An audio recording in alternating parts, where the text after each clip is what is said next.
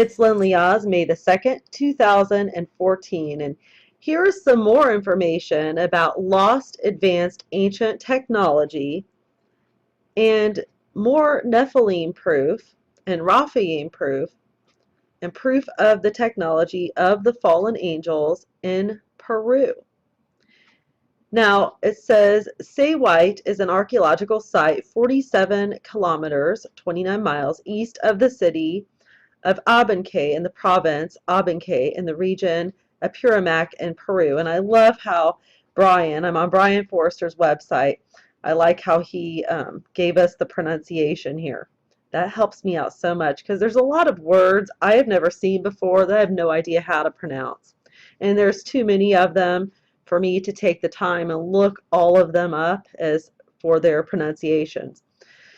The site is regarded as a center of religious worship, focusing on water. An important feature on the site is the Say-White monolith, a rock with more than 200 geometric and zoomorphic figures. Now here is a picture of that rock right here. It says the temple featured larger columns draped in fabrics with gold bands the thickness of one's hand. The temple was also under the care of the priestess Asarpe, who jumped to her death in the early 400-meter gorge to avoid capture by Spanish forces. Beyond the ruins of the Inca temple are automobile-sized andesite stones which have clearly been shaped. But the question is, by who and when? Andesite is as hard as granite, and the Inca had at best bronze tools and meteorite iron hammers, so they probably did not shape them. So the Inca had some involvement in this, but there was also someone way before the Inca who constructed them. So the Inca may have added to them, but they were not the ones who constructed these stones. And that is what makes them even more interesting. Now, there's another picture of it. You can see where it's split in half.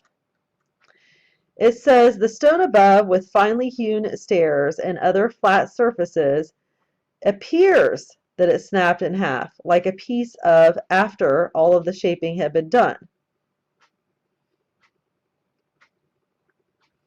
And there's a larger, more close picture.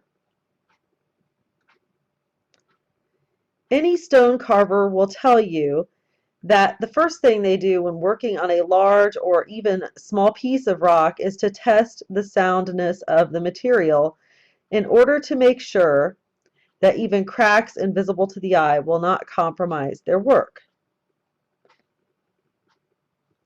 Now this is interesting. The stone also had odd circular and rectangular depressions in it. You can see right here. These could have been achieved during the original work or by the Inca long afterwards. What their function was is unclear. So if they were achieved by the Inca, it's possible that they could have something to do with maybe, placing items of sacrifice within them. Who knows? Nobody really has any idea. That's just my thinking. But maybe they put sacrificial type things within these little circular impressions and the rectangular impressions. Another anomaly is the stone above, again andesite. Local people and archaeologists call it Intihuatana, or hitching post of the sun, which indicates when the winter solstice has arrived.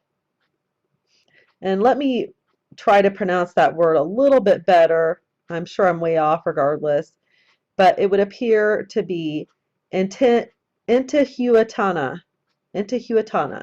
So, but I'm not sure. And here's a picture of the sun, and you can see the ray of sun coming down to this stone structure.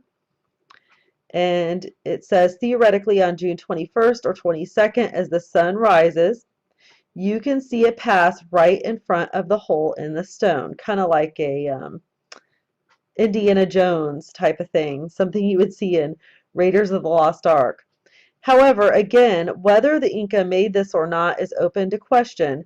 The lack of tool marks on the surfaces may indicate that the work done to make these enigmas was long before Inca times, possibly by a culture called the Peruas or Viracochas. Viracochas. And then Brian has a book he has written called Lost Ancient Technology of Peru and Bolivia. See, by Brian Forrester. Say White, as well as many other strange sites in Peru and Bolivia, are discussed in my book above. And then you can click the hyperlinked word here to go find out more about the book and purchase it. And he says, come and explore some of these mysteries on one of the following tours of 2014. And he's got those listed below. So just another very interesting archaeological enigma that would help to support, the belief that there was some other civilization long before the Incas that constructed some of these megalithic structures and various anomalies in Peru. So check it out.